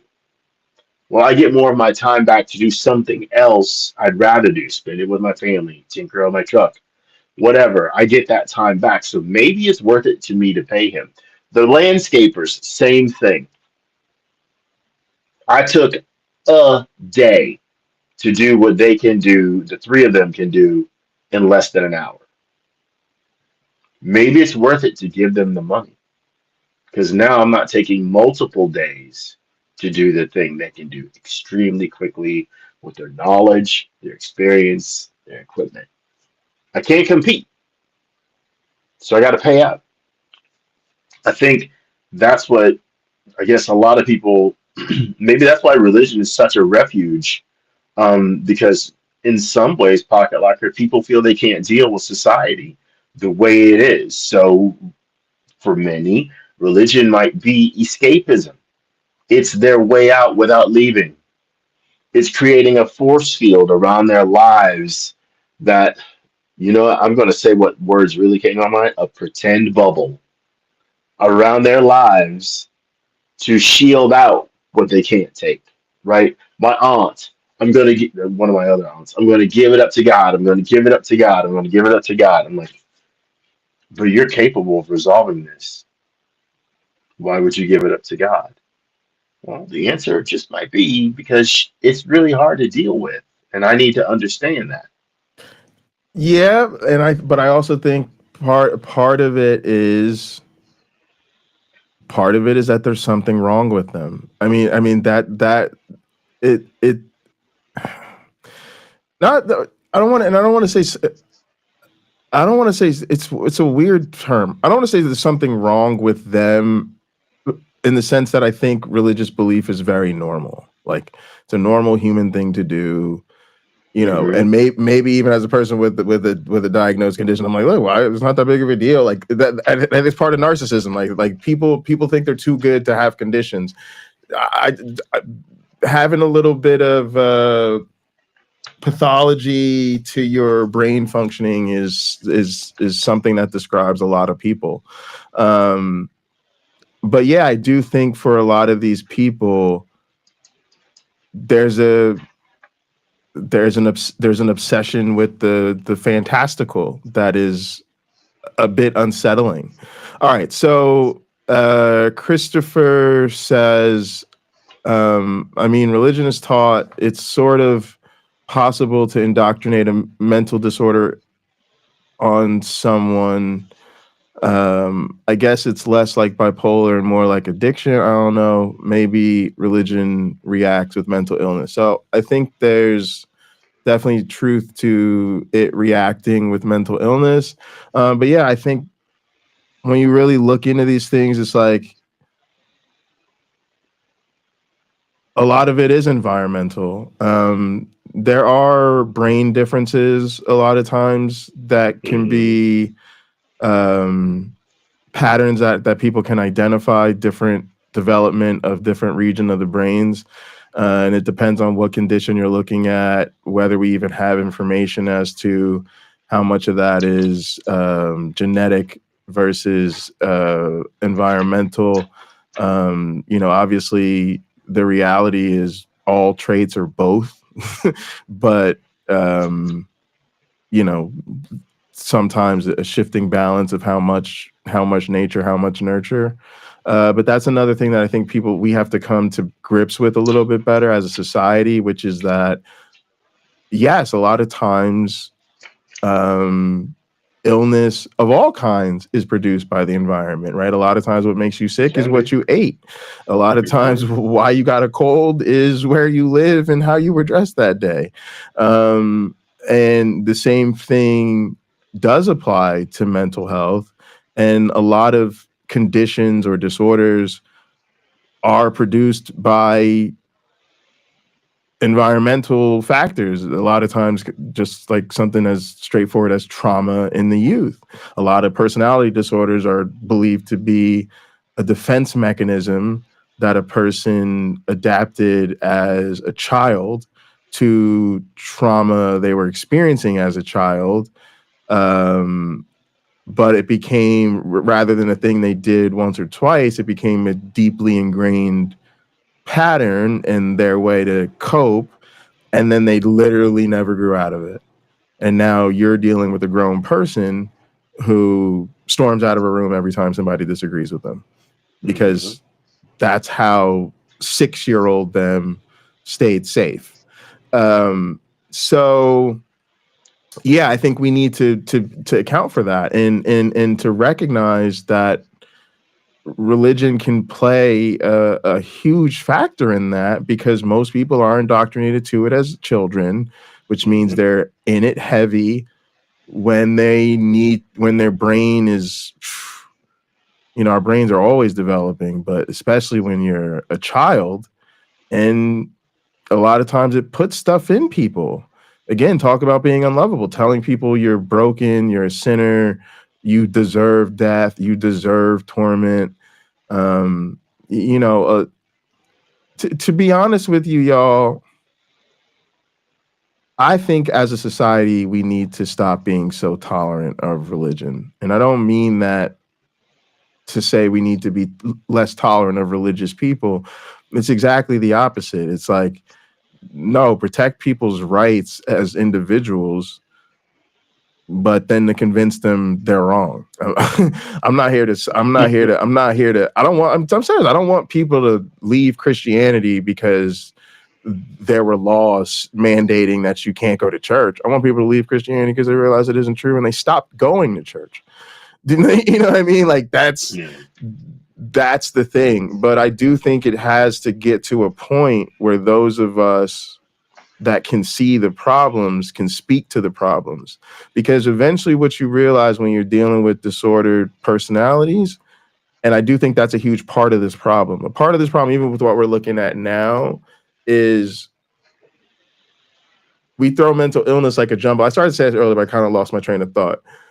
A lot of times when we think about mental illness, we immediately go to like crazy, insane. So we're thinking about things that are a lot of times like schizoaffective. A person has delusions, a person has visions, right? Like that type of thing. But then there's a whole spectrum of like mood type disorders. And I think they can sometimes play a role. There's anxiety suites. There's all sorts of, different spectrums, and then also suites of personality disorders. And so I think, for instance, like myself, having not really been that educated on personality disorders because I have a mood disorder and I have to spend most of my time dealing with mood disorders, I'm like cool with it. Like, and I tell people this is kind of an education for me. Think about most people are bipolar. I could even say in this community, myself, Nitty, Uncle Bobby, most people are bipolar, because they told you. which means that they're aware of it. They're probably aware that it can affect their relationships with other people. They're probably taking proactive steps to minimize the negative impacts it has on other people. Like they've gotten an education on it. They've gone to classes. They're in cognitive behavioral therapy, right? They're probably taking their medication and they're probably under psychiatric care. Now, it still may be a lot, right? But I'm realizing there's a lot of information in that, and it says a lot about the person, at least that person, and how they're dealing with their condition. You take something like a personality disorder, you're now talking about a different suite of conditions. Lack of awareness and lack of empathy and all of that is part of that disorder. It's very unlikely. I'm not saying there are people who have narcissistic personality disorder or borderline personality disorder, and they're aware of it and they can talk to you about it and they're in treatment or whatever, but it's much rarer because that's part of the condition. And so what I'm getting at is I think a lot of us don't really have enough understanding about mental health and the breadth of what's really out there and what really happens to even be able to evaluate that. Because when we think about, is this a mental illness, we're typically thinking about a very limited set of conditions. But for instance, when you start thinking about personality disorders, you realize how fundamental obsession with fantasies are, and the delusions of grandeur. Once you learn that, you now can't unsee that in religion, and you realize how much it's fundamental to religion. So it does open your eyes quite a bit. All right, let's go ahead and hit this. Just bad experiences with individuals. They come from internalizing an entire system of thought that suppresses doubt, demands obedience, and punishes critical thinking. If a person was isolated, told their thoughts are sinful, told the world is corrupt, and that they need to conform to avoid punishment, we would see that as emotional abuse. But when it's called salvation, it becomes untouchable. That's the hidden danger. Religion wraps harmful ideas in comforting language: love, peace, hope. But beneath that surface is often a rigid set of beliefs that distort how people see themselves, others, and reality itself. One study from the Journal of Religion and Health found that individuals who score high in religious fundamentalism often have lower levels of analytical thinking. That doesn't mean religious people are unintelligent. But it does suggest that when people are trained to rely on faith over logic, their ability to question and analyze weakens over time. That kind of mental conditioning mirrors what happens in cults and closed systems, where doubt is discouraged and conformity is rewarded. Even the structure of many religions mirrors obsessive-compulsive behavior. Repeating prayers a set number of times, avoiding certain foods. You could take a few minutes to cool off there, Master. We don't mess with Ryan around here. That's not gonna get you far in this life. Feeling unclean unless specific rituals are performed. There's an excessive focus on purity, control, and guilt. These patterns can overlap with symptoms seen in OCD, where repetitive thoughts and rituals are used to reduce anxiety. But instead of being treated, they're institutionalized. The concept of sin itself... Yeah, okay, so that's very interesting. Like, yeah, like the obsession with rituals, it's weird, y'all. And I think a lot of times it doesn't seem to be so much. And if it doesn't seem to be so much, we're okay with it. Like, if you just need to go to church once on Sunday, people don't care. Okay. Like, you're going to pray from time to time. But when you think about it, it does get to be a bit weird. Like, because again, it becomes a way of like sprinkling God dust all over life, right? When you get to the point, like my grandparents, when you pick up the phone, my grandparents don't say hello, they say praise the Lord. Like, literally, praise the Lord. And you're supposed to respond like, oh, praise the Lord, Grandma. Like, it's weird to begin every conversation on the phone with a command to worship your God. But then they pray before they pull out of the driveway, pray for traveling mercies, and thank God for traveling mercies when they when they get home. And then you're in church 3-4 nights a week, and you can't eat a meal without, thanking your God. So all of this becomes very weird. And then another thing I noticed is, I hate to say this, but for a lot of these people, I judge a lot of the problems about relationships, right? That's really where a lot of this comes down to me. And one of the things that's really indicative of having, you're in a relationship with somebody with issues is like confusion. Like a lot of times you're really just confused about their behavior because it doesn't make sense. And one of the things I've noticed is there's like neglect that comes with a lot of these relationships. And I've noticed this with my ex. I noticed this with like my mom. I've noticed this with like people in my relationship. And part of it is a lot of times these rituals are escape hatches. They're used as avoidance tactics. Like, it's like they put these things up and then they don't have to deal with real life. It's like if there's conflict in a certain person's life, oh nope, sorry, I'm out of here because I gotta go pray, or sorry, I'm out of here, I gotta go to church. And it's kind of hard, like I said, if it just seems like it's part of that person's routine, you don't really think that there's a problem there. But sometimes when you start to realize there's issues in the relationship, you realize that those rituals, that spirituality, in a sense, is used as part of this person's avoidance behavior in many cases. And yeah, that's definitely tough. Yeah. All right, I'll hit play. Is psychological warfare. It creates the idea that you're inherently broken and need to constantly seek forgiveness. Could you pause it, please? Yes, sir. The AI program that created this used the word warfare. When it comes to talking to religious believers, one of the hardest things for me to hear is that word. They're in spiritual warfare.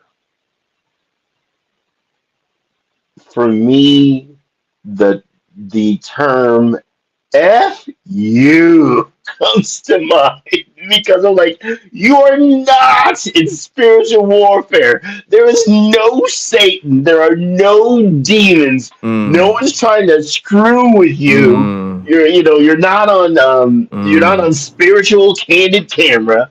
There's none of that's happening. Spiritual candid camera. If you're under 30, you're probably looking like, what is candid camera? If you're under 40, what is candid camera? Unless you have old parents. Well, now everything's candid camera, right? Everything. Exactly. It's about to be on the gram is what that means, y'all. Yeah. So it kind of hurts me, honestly, to hear people say that, because my response, and I don't say this, is that those people have given up on the rational pursuit of a solution to their problems. When people say they are a spiritual warrior, that's real hard for me to hear too, because that's the same criticism as someone saying they're in spiritual warfare. I don't think they're trying. Yeah, no, and also again, like going back to what they were saying about, just imagine that in any other context. I remember, the cartoons that we had coming up where like you had the good pixie, the little angel on your shoulder, and then you had the bad pixie, the little devil on your shoulder. Right? I had two imaginary friends growing up. Their names were Johnny and Gray, and they were very much manifestations of that. They were supposed to be me, ostensibly. We were supposed to be like triplets somehow, so they were like exactly like me, and Johnny was the good one, and Gray was always, well, Gray, trying to get me in trouble. and Praise eventually, always well. you know, All we need to know, really. but again, eventually you grow out of that, you know, and you realize you don't have imaginary friends. But if somebody, again, I could tell you from experience, like if somebody really thought there were these supernatural invisible beings at work influencing every thought or behavior of the world, we would normally institutionalize that person. So the question becomes, why institutionalize them in any other context? But you know, if the lore of your imaginary universe comes from, you know, established religious canon, then we don't touch that. Mm-hmm. Yeah. It does feel, it does feel unfair. And then also, like, how can that not affect your behavior and how you treat other people? I think one of the things that a lot of us are reckoning with, I think, is we've put this myth in our head of this religious believer who their beliefs only apply to them. They only go to church, they go home, they read their Bible in their prayer closet, but the other 98% of their life is not influenced by those beliefs. And I think we're probably realizing more and more it absolutely does affect their behavior and how they treat other people. Matter of fact, if it didn't, I don't think they'd be so staunch in it. Judged and can never be fully good on your own. That kind of thinking doesn't inspire growth. It breeds helplessness. It traps people in cycles of shame and dependence. And it doesn't end in the mind. It shows up in behavior. People start avoiding certain friendships, denying themselves harmless pleasures, and policing their thoughts. All because they believe their desires are evil. That kind of suppression often leads to emotional breakdowns or explosive behavior later. Human nature doesn't disappear just because you label it sinful. In some extreme cases, people have been known to mutilate themselves, starve themselves, or live in isolation to purify their souls. That's not spiritual strength. That's self-harm justified by belief. And yet, throughout history, these actions were praised as holy. Saints who bled for faith. Martyrs who gave up everything. But if someone today said they wanted to suffer to please an invisible force, most psychologists would call that delusional. It's all... Yeah, even fasting. And honestly, I think a lot of people fast for weight loss and just pretend that it's religious. I fast because I originally got into intermittent fasting way back when I used to listen to Joe Rogan. Whew, my God. All right, time to cancel this channel. I'm just going to burn the whole YouTube down. But, you know, it's like, whatever. If you want to fast, then fast. But the idea of fasting for religious devotion is sickening. Again, you just have some God that demands that you starve yourself from sunup to sundown. If, like, okay, whatever. Also worth noting how religion often discourages seeking help outside the belief system. People are told to pray instead of seeing a therapist. There you go. To read scripture instead of taking medication. To trust a spiritual leader instead of a doctor. That isolation from real solutions is dangerous. Mental illness thrives in silence. And religion, at its worst, creates exactly that environment, where speaking up is seen as weakness and questioning is seen as rebellion. Even community support can become a trap. The love and acceptance people feel in religious groups often come with a condition. You must believe. If you stop believing, that same community can turn cold. People lose friends, family, even their identities. This isn't just disagreement. It's emotional blackmail. That kind of pressure causes deep mental stress. It keeps people trapped, not by chains, but by the fear of rejection. Some defenders of religion argue that it gives people comfort, that it helps them cope. But so do illusions. Just because something feels good doesn't make it true. And in many cases, the comfort is shallow.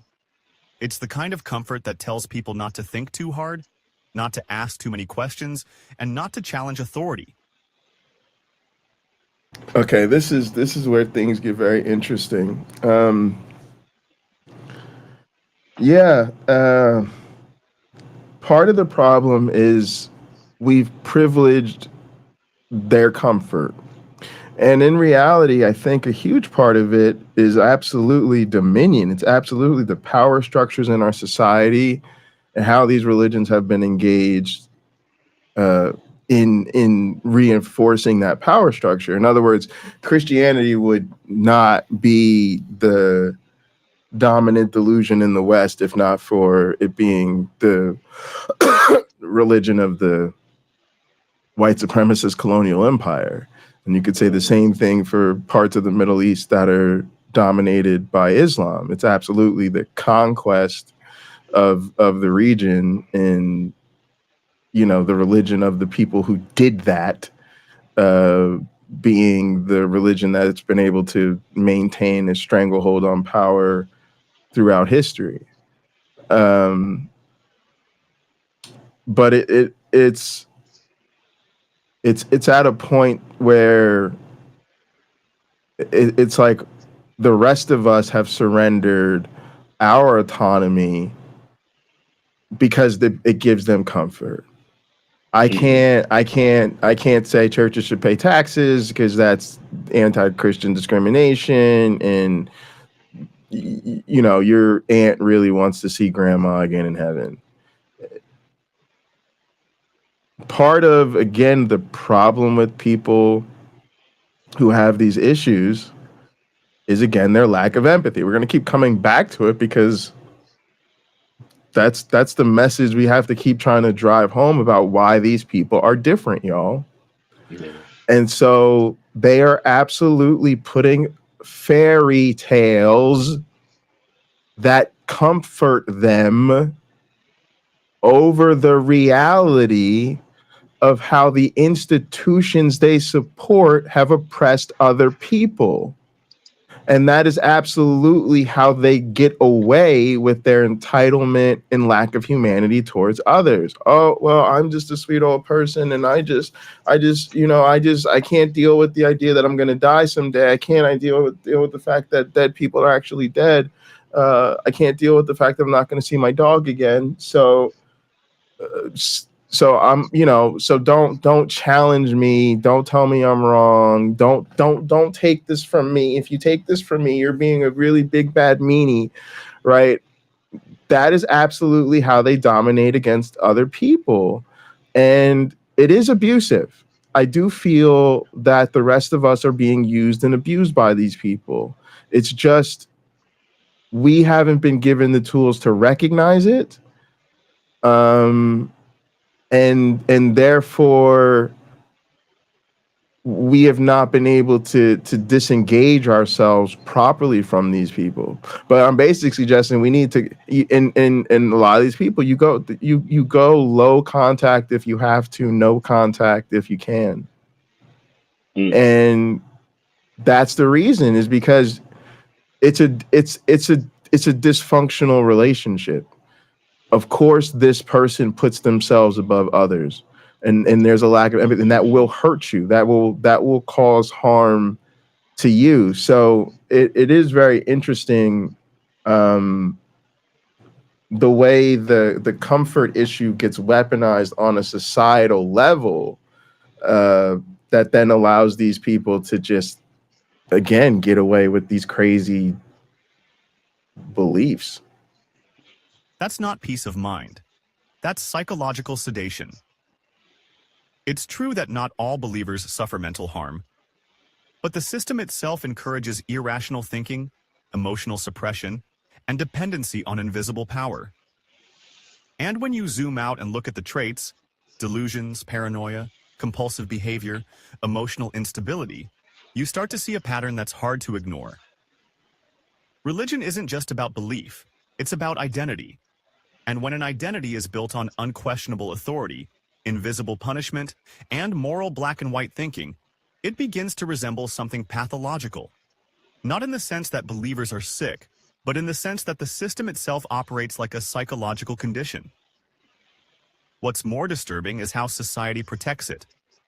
If There one it person is. believes the end of the world is near because of divine prophecy, they might be hospitalized.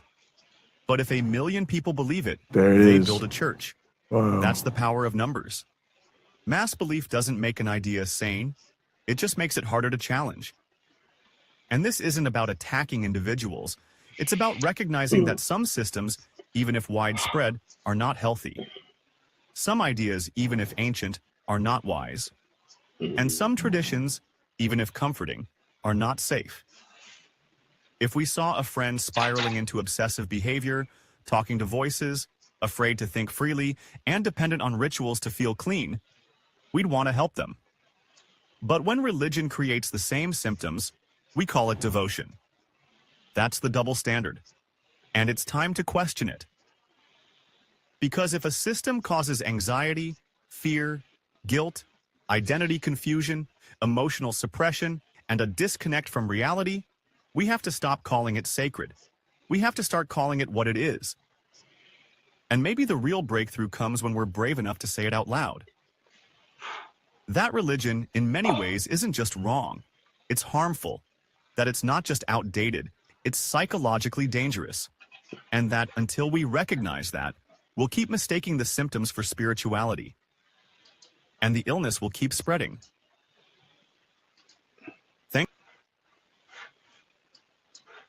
Yeah, that's the tough part for me. Like, is I feel like if I had any interest in any of this, it would have been breaking the cycle of indoctrination, particularly in my own family. And I think now seeing my younger cousins, a bunch of them get hyper religious and realizing they're going to be starting their own families if they haven't already, and indoctrinating them. It feels like I've largely failed at that, and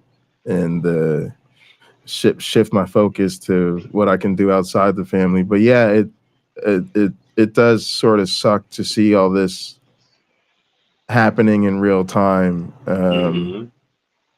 Yeah. Let me. You mentioned Chat GTP or GPT. I don't know what it's called. Can you go to their website and type in the question, why is religion not considered a mental illness? Okay. Yeah. Yeah, this is like the thing me and Lena were doing. Why is my keyboard acting like this? All right. God. No, I'll get there. Probably not. Probably not. All right. Why isn't religion considered a mental illness? All right, let's I guess we could hang on. I should do this over here. All right.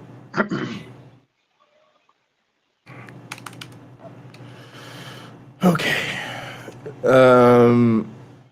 I don't know how much better that is for people out there, but I try to make it big. Religion is not considered a mental illness because it does not meet the criteria used by mental health professionals to define mental disorders. One, the definition of mental illness. Mental illnesses are clinically significant disturbances in an individual's cognition, emotional regulation, or behavior that reflect dysfunction in psychological, biological, developmental processes. Diagnoses are made using standardized manuals like the DSM-5 or ICD-11. International Classification of Diseases. Religion is a cultural and social phenomenon. Religion is a widespread, socially shared belief system and often provides a sense of meaning, purpose, community, moral guidance, and coping mechanisms. Belief in a higher power, engagement in rituals, or acceptance of supernatural explanations is normative within cultural context and is not inherently pathological. Cultural context matters. A belief is not a delusion if it is shared by a group and is culturally sanctioned. No. Keep going. Well, wait. Go ahead. Okay. Well, we could go to the Old Testament and take this to a level of ridiculousness just by looking at some of the things that they believed, And Yeah, the yeah, guy we is could. hoping that he can, when he's, hey, I can breed striped goats by letting goats have sex in front of sticks. No, that's not what's at work there. Right. That's not. But if you want to believe that, you're just going to be mistaken. It's probably not going to cause much harm. But Yeah, yeah. there are beliefs that did. There are beliefs that got people unalive. Mm-hmm. Mm-hmm. Mm-hmm. All right. So, yeah, for example, believing in prayer and divine intervention is not a clinical delusion, it's part of a mainstream religious tradition. Mental health criteria intentionally exclude culturally normative beliefs, even if they seem irrational to outsiders. Functionality and distress are key. Mental illnesses usually involve impairment in daily life, distress, or harm to oneself or others. Religious belief does not inherently cause these outcomes. Many people function well and even thrive within religious frameworks. In fact, studies show that for some individuals, religious involvement can be protective for mental health, reducing anxiety, depression, and substance abuse. Only specific expressions may be pathological. Sometimes religious ideation can interact with mental illness, for example, in cases of religious delusions and schizophrenia or scrupulosity, a form of OCD focused on moral religious purity, or manic episodes involving grandiose religious identity. But these are not indictments of religion as a whole. They are clinical symptoms that are judged based on context, distress, and impairment, not the content alone. Religion not classified as a mental illness because it's culturally shared, socially sanctioned system of belief, does not inherently cause distress or dysfunction. Mental health frameworks are built to respect cultural diversity and avoid pathologizing normative beliefs. If you like, we can explore how mental health professionals navigate the boundary between religion and psychopathy in clinical practice. All right, I have thoughts. Um, where'd you want to start though? This is good. Well, it's so I phrased my question slightly different. Why is religion not considered a mental illness? Our answers are not identical. They're a bit different. So let's stick with what you have there. I'll try to give you a little bit of a Okay. direction here. Um, Context. Context matters. Culturally accepted beliefs are not pathological. Um, so how does it phrase that for you right at the when it talks about context? They're just talking about because it's a cultural and social phenomenon and it is part of a mainstream religious tradition. So I, and again, like, I think this is interesting and boring. Here's what I mean by that. No, the exercise is, this is fun. This is definitely interesting. What I mean by that when I talk about the responses is, it's interesting to me to have the bigger conversation about, is something a mental illness, because you want to talk about how it functions. You want to talk about the behavior it produces. You want to talk about what it's going on. Essentially, in this community, coping, I hate to say it, we want to talk about what it's like to live with these people and have to deal with these people, and what it's like to be Hmm. in relationship with these people, or societal contract with these people. That's what we really want to talk about, right? Hmm. And so then that's interesting because you have to then get into the details. Okay, the flip side is, are we talking about, is it a mental illness or is it considered a mental illness? And hopefully for people that tuned in earlier, like we established up front, we already know it's not diagnosed as a mental illness, right? Um, Hmm. and so in a sense, then the question of why isn't it, that you're sort of skipping over, should it be or could it be under different circumstances, rather instead we're just saying we already know it isn't. Okay, let's talk about why it's not. And so that's what I meant was when I said it's boring, it's like, well, we already know it's not. But this is what Hmm. I was talking about earlier that I think is worth sharing. Notice how it did not, if I asked, notice how it did not say there are no delusions involved, or it did not say, there's no there's no reason that you would even consider right. It instead it gave us context, right? It gave us, oh well, it's normative culturally and socially. Okay, you're still not telling me it isn't a delusion. You're just telling me it's a very popular delusion again, and that's what people say. We say religion is the acceptable form of crazy. Nothing in this would refute that. Matter of fact, what they're saying is, yeah, technically we don't consider it crazy because it's socially acceptable. Okay, thank you. You're literally confirming what we said, right? And then even the functionality and distress are key. This is to me baby's mental health 101. Yes, dysfunction and distress are key. So for instance, how do you know if X habit is an addiction versus just something you like to do a lot versus just a healthy once in a while, whatever? Usually we use functionality and distress. Is it affecting your ability to hold down a job? Is it affecting your ability to have a healthy relationship with your partner and raise your child and be a functioning member of society? If the answer is to all those questions is typically no, you're good to go. And when it becomes yes to too many of them, we say maybe we need to get some treatment here. Okay, but that does not fully encompass our understanding of mental health. So for instance, you can think about a person who is very well adjusted, incredibly empathetic, smart, mature, responsible, got their together, okay? But their mindset is a mess. They just don't necessarily feel good about themselves or whatever. Okay, is that person fine just because everything's fine? Most of us would say not necessarily. No, not necessarily. Right? Although maybe, right? There's a healthy degree of, hey, I just don't think I'm all that great. But yeah, not necessarily. And the same thing would be true of a person who is abusive, manipulative, hurts others, exploits others, but thinks everything is fine. Says, no, actually, I'm a respected member of my community. I make a lot of money. I have a great sex life. I travel. I do what I want. Everything's great. Are we going to say they're necessarily fine? No, not necessarily, right? And also with certain types of disorders, people can be very high functioning, particularly personality disorders, particularly conditions like narcissistic personality disorder, because there's a mask, there's a false self, right? And a lot of times that false self projects strength, beauty, smarts, humility, kindness, grace, everything.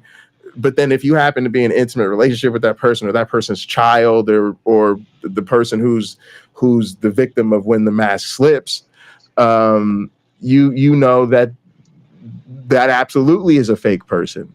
And part of what horrifies you is recognizing like, oh my goodness, I'm literally because part of what these people isolate certain relationships. You realize oh my goodness, I'm dealing with a person that is completely different from the way the rest of the world sees and knows this person. So we know, especially in that church environment, which again, if it was really going to get nuanced, it would tell us church culture itself produces the mask. People put the mask on Sunday morning. They literally wear their Sunday best.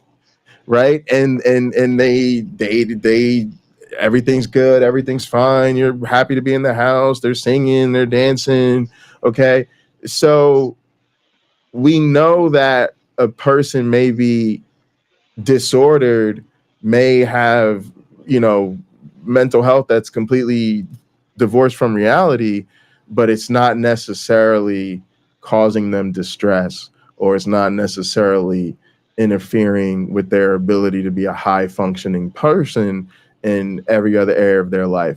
So again, it's very interesting that it goes there instead of saying that they don't have the symptoms. Instead, it's like, well, we're just not sure in all cases that it's really disruptive enough. And again, that's informative for the rest of us. Yes, this is why you know, this does help you understand why it's not considered a mental illness or whatever like that on the technical level, to the point of it goes in the DSM and we diagnose it, right? But again, the more functional issue to me is, what is living with these people like? What is different about the way they behave? And if you look at what the religion produces or how it influences that behavior, then you end up where the video is, which is like, yes, this is an inherently disordered manifestation. And whether it's diagnosable or not, to me, almost becomes irrelevant, especially because, again, who's going to go say, hey, I think there's something wrong with me, I'm a Christian? Like, that's wild. Yeah, something's got to give. Sumami said, I mean, it is infantile. Yes, like a child unable to deal with death. Yeah. That's that part. But again, I gotta get going. Yeah, we do. Let's We wrap do. it It's up. after 3. It's after 3. All right. Look, y'all, this has been fun. It's been a great conversation. Thanks to everybody in the chat. Yes, Thanks to everybody that watches later. Please like the video, subscribe to the channel if you're not already. Leave us a comment later. I do think me and Maya have something planned for tomorrow night. So look out for that. Also got some content coming out on Michael Beverly's channel, so make sure you're subscribed over there. Thank you guys all so much for tuning in. Thanks again to the mods for holding everything down. Love you guys so much, and be good to yourselves and each other. All right, gang, we'll see you